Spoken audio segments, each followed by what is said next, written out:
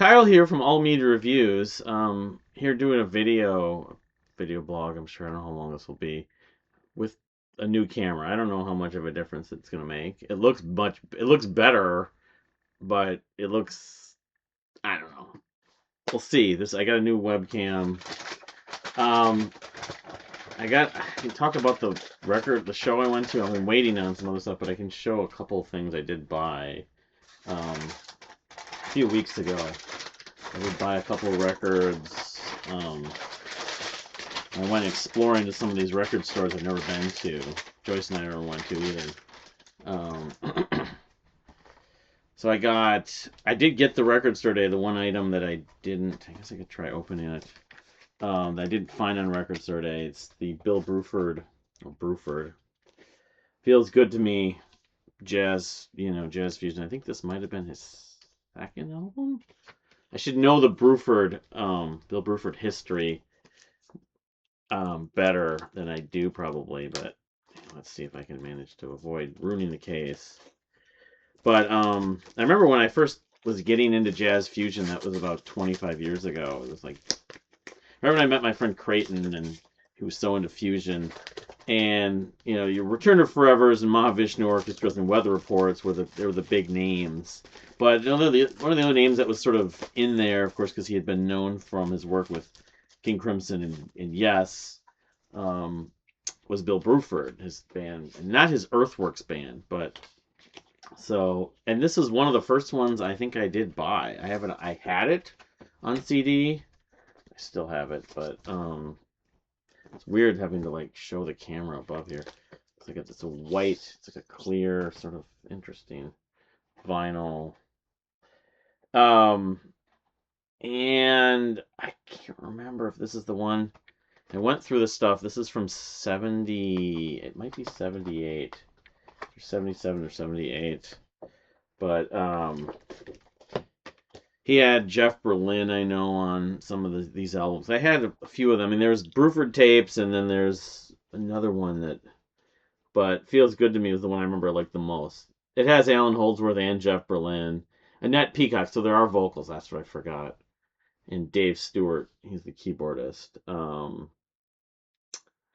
Diesel, the Bob. Anyway. So, I did find this. This was at Lucky Cat Records, the female-owned and run store that used to be where Treehouse was. But I don't know how often I'm going to go back there, but I'll go back there occasionally. Yeah, it even gives us Genesis credit on the little sticker. It's just weird having to look at a camera that's not on my laptop. It's hard to get used to that. So, and I did go to the store that's kitty corner. I didn't realize how close it was. Diagonal from Lucky Cat it's like 26th and Lindale. Is it Lindale? I think it is Lindale.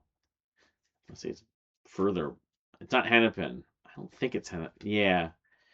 26. Yeah, it's 26th and Lindale.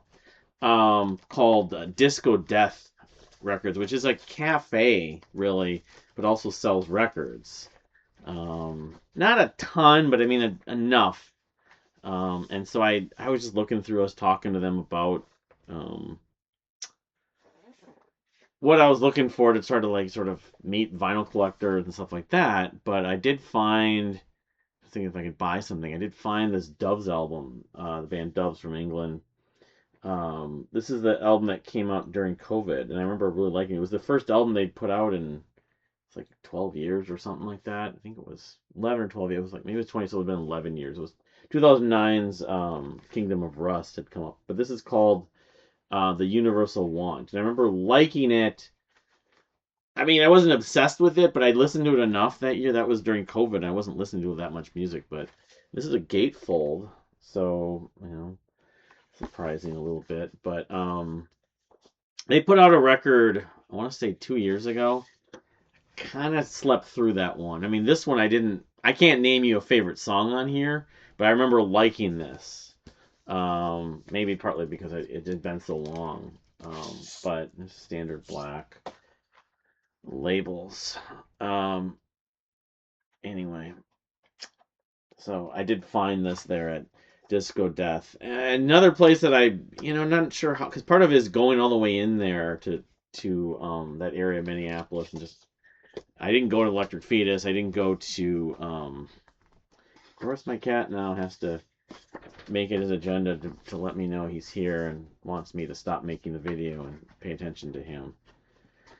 Um, but anyway, yeah, I'll go back there. I just don't, part of it is just to like spend time. I didn't have that much time. I had a little bit of time, but I wanted to go get something to eat and I wanted to go to those other record stores. I wanted to go to French Meadow Cafe, or French Meadow Bakery, technically they're called, but they were actually closed. I think they're still closed for like maintenance of some kind. So I ended up going to a different place called Clancy's next to this record spot. In fact, I'll just talk about that in a minute. And the sleeve. And I just ordered a package. This stuff never goes in easily. Yeah, oh my, I don't screw this up. I did go to this place called the Record Spot. And that's like on, like Disco Death and Lucky Cat is like 26 in Lindale, I think. Again, I'm not certain of that.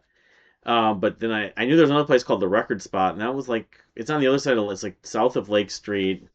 It's like 30, I don't know, it was like 34th, 33rd, 34th, 35th, and it's near Nicollet, but I don't know, it's a little bit east of there, but it's south and east a little bit. Anyway, that place was teeny, like Disco Death was a cafe. It was not huge, but it was reasonable size. A cafe that had a bunch of records and CDs. And Lucky Cat is where Trios used to be, which isn't huge either. But Record Spot is the size of this record room, music room kind of. Kaja, yeah, we know you're here, but So they had a copy of Thud for $1. So I don't know if I end up keeping this, but one of, I don't know, 6 or 7 copies I've got, but I would just, I talked to the guy a little bit. He told me about Phil Man's an Airplane at the Dakota. I didn't go to that show, but yeah, they had a copy of Thud, so I picked it up for $1, especially. Like, I'm looking through the CDs. They had some vinyl from John McLaughlin, which I'd never seen. Like the post, it was like after the first Shock D album from the late '70s, early '80s. They didn't look. They looked like singer-songwriter records. I mean, I'm sure they weren't. The jazz names were on there. Kaja, I'm gonna pick you up so you stop, crying for attention. So the other thing I did recently, I did see Joe Jackson, at the State Theater. Ow. Yeah. See, now he understands. Pantages Theater, not State Theater.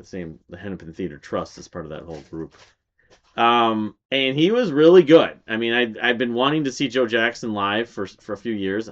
I wasn't really into Joe Jackson. Remember they made the reference? They played some of his music on Freaks and Geeks once. But I mean, Stepping Out and Is She Really Going Out with Him is his 2 biggest hits. But he has a new album out. I can't remember the name of it. Just look it up real quickly. But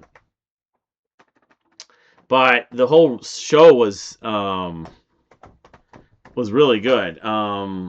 Even though the first 5 songs he wasn't really talking to the crowd, he just was just performing. But it's called Hope and Fear, the new record. I haven't heard it, but I love that album. It's night and day. The one that has Stepping Out, but it has Target. He played Target too. Before the encore, he played Target in that.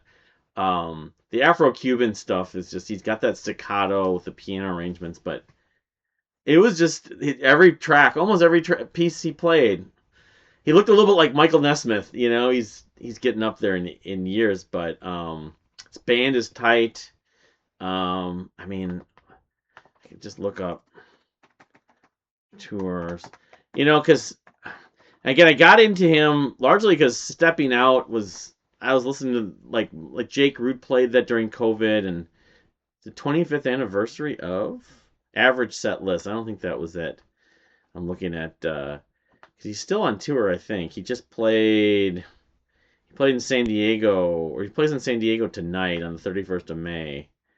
But let's see if it was added on. It was last Saturday. Yeah, it's different for girls. Welcome to Burning by Sea, I'm Not Sorry, Another World, Fabulous People, Fool, Sunday Papers, The Face, Strange Land, Be My Number Two, Real Men, End of the Pier, and then Target and Stepping Out. And then he covered a David Bowie song called Scary Monsters, Super Creeps from that same album. You can't get what you want till you know what you want. Not the, can't always get by the Stones and Hometown. But, I mean, I wish I could give more. I bought a T-shirt. More specific details. He's someone that, like, every time I hear his music, almost always I'm marveled by, and I should really invest, like Ultravox, more time into more of his music. And maybe I will at some point soon. Um, he played a lot of stuff from his album that came out, like, I want to say it was like 15 years ago. Let me just see here because I was looking that up. Um, I mean, part of the reason why I haven't listened to his new album is because I haven't been listening to new albums. Because I haven't listened to a new album really in full much. I did listen to the new Deer Hunter. Was it Fool from 19? So that was only 7 years ago. So it's still 7 years ago. He played stuff. He played the title track from that. Um, but then I'm gonna say some of these songs are off of a few of these other records. He had some lulls in here. Well, he had an album called Body and Soul that came out 2 years after Night and Day. Night and Day was 1982, but he did a second Night and Day in 2000. I don't know how good that was, although the rating isn't bad on Rate Your Music, but I don't know. I mean, I'm gonna become like this Joe Jackson aficionado, but I would see him again for sure if he comes here. I know the last time he had come here, he played at the Uptown Theater, which with like a hybrid with someone else, and the tickets were more money actually even. So I don't know.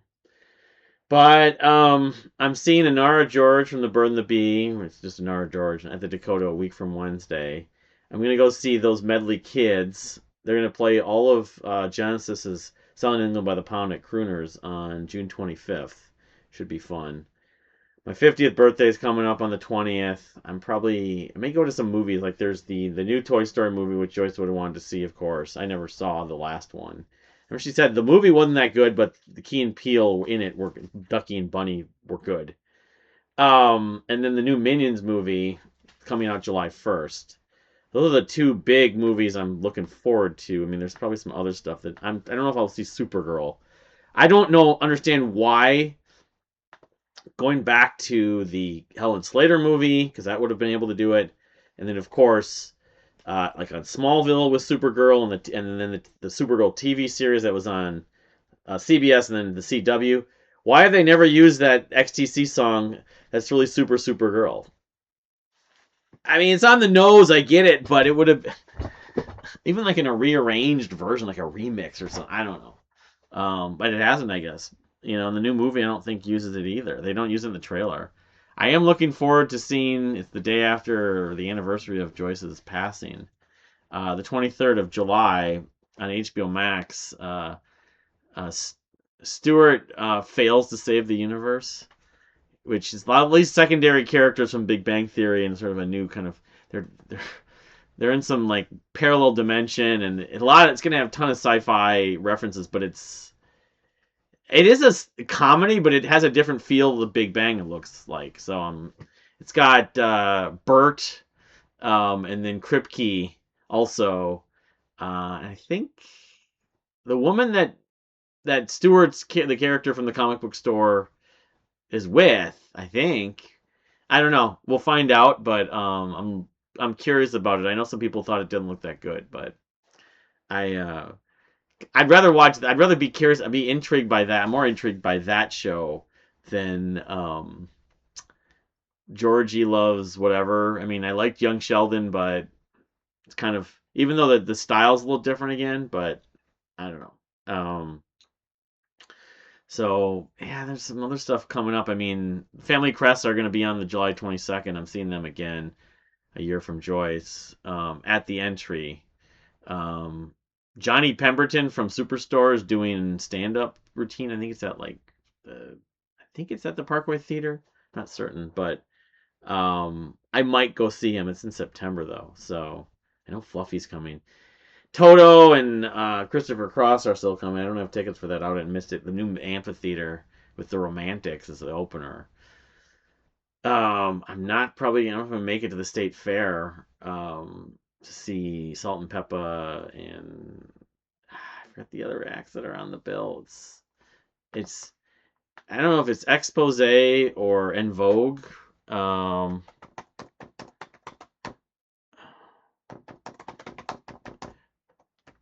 Joyce would have wanted to go to it, I'm sure. She didn't. She missed. Was it En Vogue a few years ago? TLC and En Vogue, but it's sold out September 5th. That's like maybe the Saturday before Labor Day. But I don't know. Her friend Brunetta and Belinda, I think, are going. So anyway, I could give commentary in the NBA playoffs. Maybe I'll see. Even though the Timberwolves lost, I didn't do a review of that series. They lost to San Antonio, which turns out I'm not surprised. San Antonio's guards are really good. Dylan Harper and Castle, those two guys especially. But anyway, that's my video blog for now. I'll probably do something on the Monkees Good Times 10-year anniversary. I shared it on social media. Joyce's the listening party we watched. I did a thing on the Substack about that, and then the Josh Rouse thing with AM that was last Friday. But yeah, I'm gonna be getting in the mail any day now here. The double disc um, uh, 10th anniversary that has the Good Times EP, those four, including a better world from Peter Tork, which Peter Tork sings. He didn't write it; his brother wrote it, I guess. Um, but it also has like instrumental versions of a lot of the tracks from Good Times. So, and I am working on my podcast. I'm doing Joyce's Records, my podcast, but this camera, and then I got a new laptop I need to start trying to use. So the podcast may be arriving a little sooner than later, though. There's a lot gonna have to go into it, but picking out the songs and that's the easy part. The hard part is all the labor involved in trying to edit the whole thing. That's why I got the new laptop. But that's it for now. Thank you for watching. We'll see you next time.